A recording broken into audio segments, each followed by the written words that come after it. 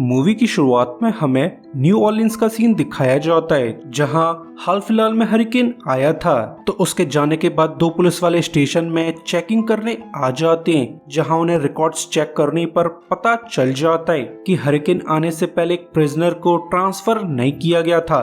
तो ये दोनों पुलिस वाले जल्दी से प्रिजन सेल की तरफ चले जाते हैं, जहां पर अब काफी ज्यादा पानी भरा हुआ था। साथ ही एक सेल में प्रिजनर मौजूद था, जो इन दोनों को देखकर बेग करने लगता है कि प्लीज मेरी जान बचा लो, वरना मैं डूबकर मर जाऊंगा। जिस पर ये दोनों पुलिस वाले टॉन्ट करने लगते हैं कि तुम तो एक ड्रग एडिक्ट हो, जिसके लिए हम लोग अपनी जान खतरे में क्यों डालें। तो ये सुनकर प्रिजनर की हिम्मत पूरी तरह से टूट जाती है, जो भगवान से प्रे करने लगता है। तो ये सब देखकर टेरी मैकडोना नाम के पुलिस वाले को रहम आ जाता है, जो इस प्रिजनर को बचाने के लिए पानी में जंप लगा देता है। मगर ये बहादुरी उसे महंगी पड़ जाती है, क्योंकि इस रेस्क्यू के चक्कर में टेरी की बैक इंजर्ड हो जाती है। तो डॉक्टर उसे पेन किलर लेने की एडवाइस करने लगता है, जो अब टेरी को जिंदगी भर लेने पड़ेंगे। तो टेरी की बहादुरी के लिए उसे प्रमोट कर दिया जाता है, जो अब सार्जेंट से प्रमोट होकर लेफ्टिनेंट बन चुका था। जिसके बाद हमें 6 महीने बाद का सीन दिखाया जाता है, जहां पर टेरी अब पेन किलर्स के साथ साथ ड्रग्स भी लेने लगा है, जिन्हें लेकर उसका पेन डल हो जाता था। जिसके बाद टेरी इन्वेस्टिगेशन के लिए एक घर में चला जाता है, जहां पर उसके सबऑर्डिनेट्स पहले से इन्वेस्टिगेशन कर रहे थे। तो एक बंदा टेरी को इन्फॉर्म कर देता है कि इस घर में 5 लोगों की फैमिली रहती थी, जिन्हें किसी ने बेरहमी से मार दिया है। तो टेरी ये सुनकर बिल्कुल भी खुश नहीं था, जो सभी के साथ इन्वेस्टिगेशन करने लगता है, जहां उसे एहसास हो जाता है कि नडेल फैमिली इलीगल इमिग्रेंट्स हैं, जो कि अपना खर्चा चलाने के लिए नेबरहुड में ड्रग सप्लाई करते थे।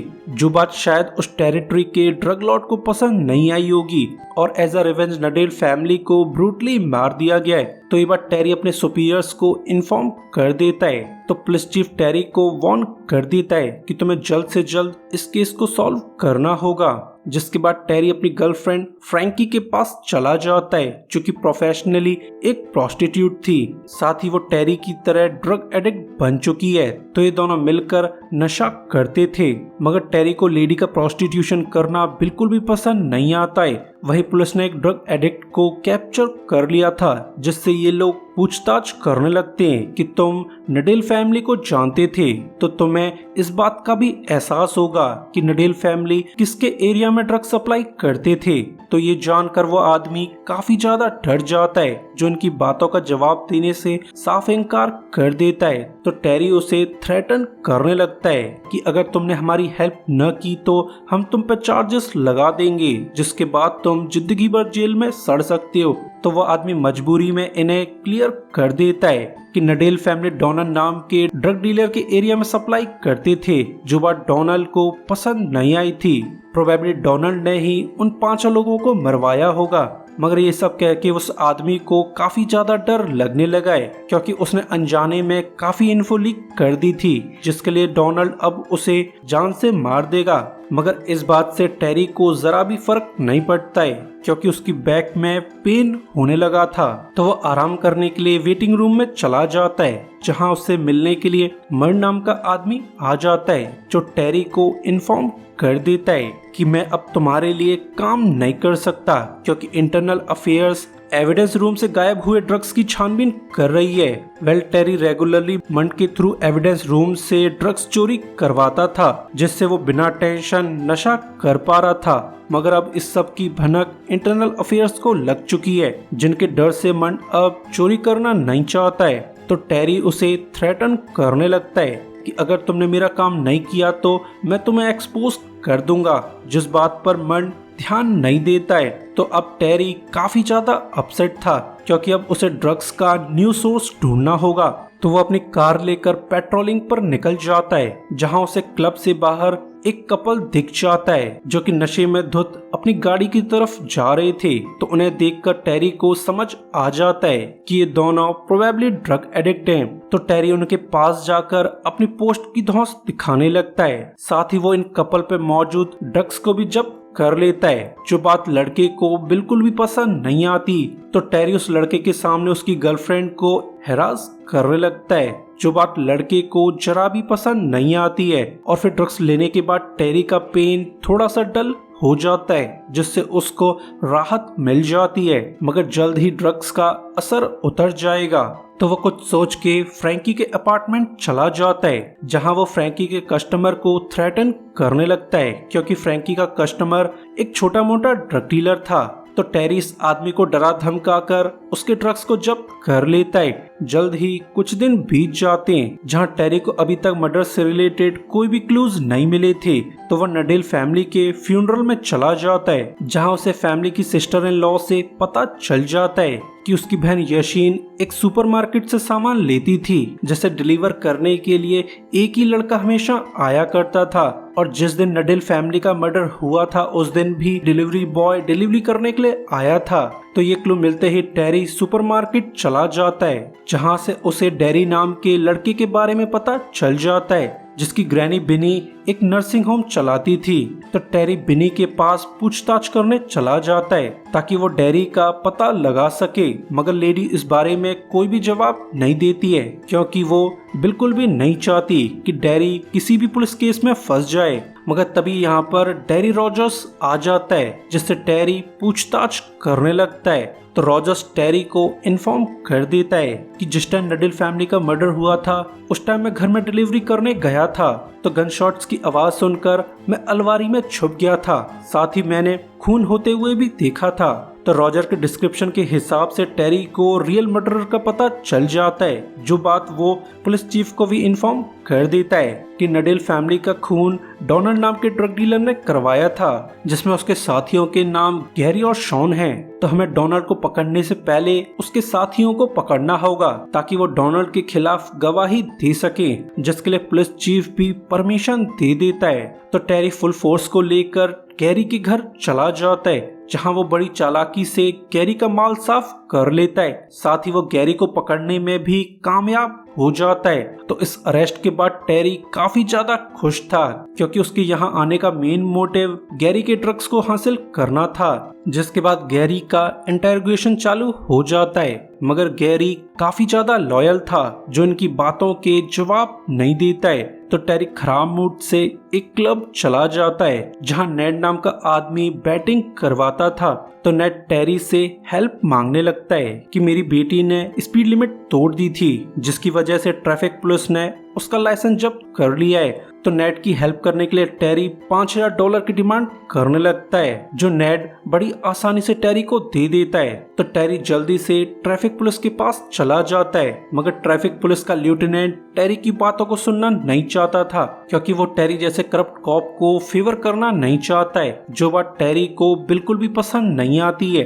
तो वो ये बात नेड को इन्फॉर्म कर देता है, जो टेरी पर पूरी तरह से भड़कने लगता है कि तुमने मुझसे $5000 ले लिए हैं, तो अब तुम्हें कैसे भी करके मेरा काम करवाना होगा, वरना मैं तुम्हें बर्बाद करने में कोई भी कसर नहीं छोड़ूंगा। जो बात टेरी को बिल्कुल भी पसंद नहीं आती है, मगर वो नेड का अब कुछ भी कर नहीं सकता था। जिसके बाद पुलिस क्लूज को फॉलो करते हुए गैरी के पार्टनर शॉन को ढूंढ लेती है, जो एक लेडी के घर में छुपकर रह रहा था। तो टेरी शॉन को वॉर्न करने लगता है कि अगर तुम डोनाल्ड और उसका हाइडिंग स्पॉट बता दो तो मैं तुम्हें जाने दे सकता हूँ। मगर ये बंदा भी गैरी की तरह काफी ज्यादा लॉयल था, जो टेरी की बातों पर ध्यान नहीं देता है। तो टेरी उसे थ्रेटन करने लगता है कि अगर तुमने डोनाल्ड के खिलाफ गवाही नहीं दी तो नडेल फैमिली के मर्डर चार्जेस तुम पर और गैरी पर डाल दिए जाएंगे, जिसके लिए तुम्हें एटलीस्ट 10 साल की जेल होने वाली है। मगर इस बात पर भी शॉन जरा भी ध्यान नहीं देता है। नेक्स्ट डे डोनाल्ड अपने लॉयर को लेकर पुलिस स्टेशन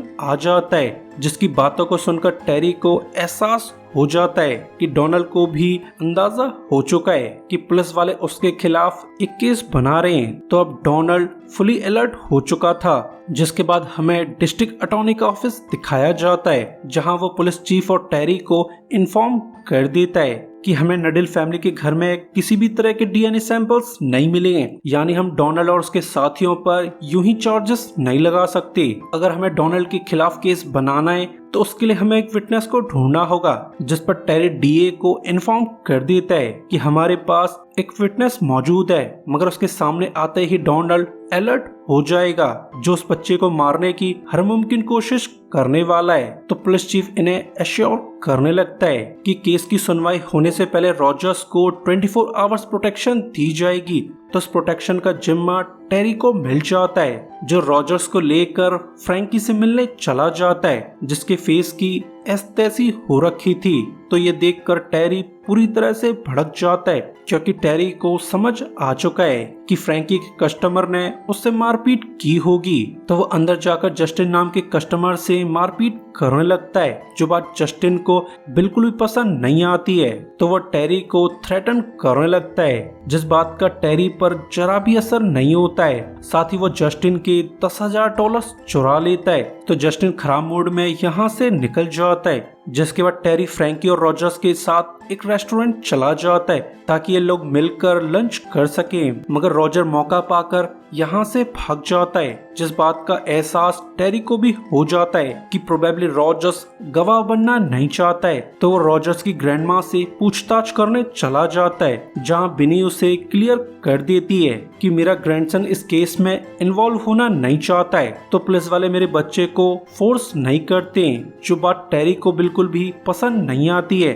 तो वह बिनी को थ्रेटन करके रॉजर्स की लोकेशन पूछने लगता है, जिस पर लेडी उसे जवाब नहीं देती है। तो टेरी बिनी की पेशेंट मैडम एडविन की ऑक्सीजन सप्लाई को निकाल देता है, जिससे लेडी बिना सांस के तड़पना चालू हो जाती है। तो ये देखकर बिनी काफी ज्यादा शॉक्ड है कि ये पुलिस वाला इतना भी गिरा हुआ कैसे हो सकता है, जिस पर टेरी लेडी को इन्फॉर्म कर देता है कि अगर ये ओल्ड लेडी यहाँ पर मर जाती है तो उसकी मौत का जिम्मेदार तुम्हें ठहराया जाएगा, और यकीन मानो मैं तुम्हें और तुम्हारे बच्चे को बर्बाद कर दूंगा। जिस पर हार मानकर बिनी उसे इन्फॉर्म कर देती है कि रॉजर्स अब तक तो एयरपोर्ट से निकल चुका होगा, क्योंकि मैडम एडविन ने रॉजर्स के लिए इंग्लैंड की टिकट बुक करवा दी थी, जहां वो मैडम एडविन की फैमिली के साथ अपनी जिंदगी स्पेंड करने वाला है। तो ये बात जानकर टेरी काफी ज्यादा अपसेट था, क्योंकि अब रॉजर्स उसके हाथों से निकल चुका है, जो बात वो पुलिस चीफ को इन्फॉर्म कर देता है, जो टेरी को वार्न कर देता है कि तुम्हारी बदतमीजी की खबर पुलिस तक पहुंच चुकी है, और अब इस केस में इंटरनल अफेयर्स भी शामिल हो चुकी है, क्योंकि जिस लेडी को तुमने मारने की कोशिश की थी उसका बेटा एक कांग्रेसमैन है, जो अब तुम्हें बर्बाद करना चाहता है। तो ये जानकर टेरी काफी ज्यादा अपसेट था, जो खराब मूड से पुलिस स्टेशन लौट आता है, जहां पर नेड पहले से मौजूद था, जो टेरी को देखकर तमाशे करने लगता है कि तुम्हें जल्द से जल्द मेरी प्रॉब्लम सॉल्व करनी होगी, वरना मैं तुम्हें पूरी तरह से एक्सपोज कर दूंगा। तो टेरी जैसे तैसे करके नेड को यहाँ से भगा देता है, पर तभी एक ऑफिसर टेरी को इन्फॉर्म कर देती है कि तुम्हारी गर्लफ्रेंड प्रॉब्लम में पड़ चुकी है। तो ये सुनकर टेरी काफी ज्यादा घबरा जाता है, जो जल्दी से फ्रैंकी के अपार्टमेंट चला जाता है, जहां फ्रैंकी को कुछ गैंगस्टर्स ने पकड़ रखा था, जिस बात पर टेरी बिल्कुल भी खुश नहीं था। तो डेव नाम का गैंगस्टर टेरी को इन्फॉर्म कर देता है कि मुझे उस आदमी ने भेजा है जिसके तुमने $10,000 चुराए थे। तो टेरी को समझ आ जाता है कि ये बंदा जस्टिन के लिए काम करता है। तो टेरी कुछ सोचकर $10,000 लौटाने के लिए राजी हो जाता है, जिस पर डेव उसे टॉन्ट करने लगता है कि अब तुम्हें $10,000 के बजाय $50,000 लौटाने होंगे, वरना 2 दिन बाद मैं तुम्हारी गर्लफ्रेंड को मौत के घाट उतार दूंगा। जिस बात पर टेरी काफी ज्यादा अपसेट था, मगर वो डेव का कुछ भी कर नहीं सकता है, क्योंकि टेरी अपनी पोस्ट का रॉब छोटे मोटे लोगों पर चला सकता है। रही बात बड़े लोगों की, वो टेरी को कभी भी बर्बाद कर सकती हैं। तो अब टेरी को टेंशन होने लगती है, जो फ्रैंकी को लेकर अपने पेरेंट्स के घर चला जाता है, ताकि फ्रैंकी डेव से दूर सेफली रह सके। मगर टेरी के तो बुरे दिन चल रहे थे, क्योंकि तभी यहाँ पर तो इंटरनल अफेयर्स के ऑफिसर्स आ जाते हैं, जो टेरी को इन्फॉर्म कर देते हैं कि तुम्हें एक्टिव ड्यूटी से सस्पेंड किया जा रहा है, साथ ही तुम्हारी गन को भी जब्त किया जाएगा। तो ये जानकर टेरी काफी ज्यादा दुखी था, क्योंकि अब वो अपनी पोस्ट का रौब चढ़ कर ड्रग्स को हासिल नहीं कर पाएगा। तो जब टेरी को कोई भी रास्ता नजर नहीं आ रहा था तब वो ड्रग लॉर्ड डोनाल्ड के पास चला जाता है ताकि वो डोनाल्ड के साथ सौदा कर सके। टेरी ड्रग्स और पैसों के लिए डोनाल्ड का इन्फॉर्मर बनना चाहता है, जिस बात पर डोनाल्ड भी इंटरेस्ट शो करने लगता है, जिससे इनके बीच सौदा हो जाता है। और फिर जल्द ही कुछ दिन बीत जाते हैं जहां टेरी की मदद से डोनाल्ड का बिजनेस बढ़ने लगता है, क्योंकि अब उसे टेरी के थ्रू पुलिस एक्टिविटीज का पहले से पता रहता है। और अब डोनाल्ड और टेरी मालामाल हो चुके थे क्योंकि उनके पैसों की कमी पूरी हो चुकी थी। जल्द ही टेरी नेट को उसका पैसा लौटा देता है। साथ ही टेरी ने डेव को देने के लिए भी पैसों की जुगाड़ कर ली थी। तो वो कुछ सोचकर फ्रैंकी के पास चला जाता है, जो टेरी को इन्फॉर्म कर देती है कि अब मैं प्रोस्टिट्यूशन और ड्रग्स को छोड़ना चाहती हूँ, तो अगर तुम मुझसे शादी करना चाहते हो तो तुम्हें भी सुधरना होगा। जो बात टेरी के दिल को छू जाती है, तो वो अपने पुराने फोटोज को चेक करने लगता है जहां पर वो न्यूली लेफ्टिनेंट प्रमोट हुआ था।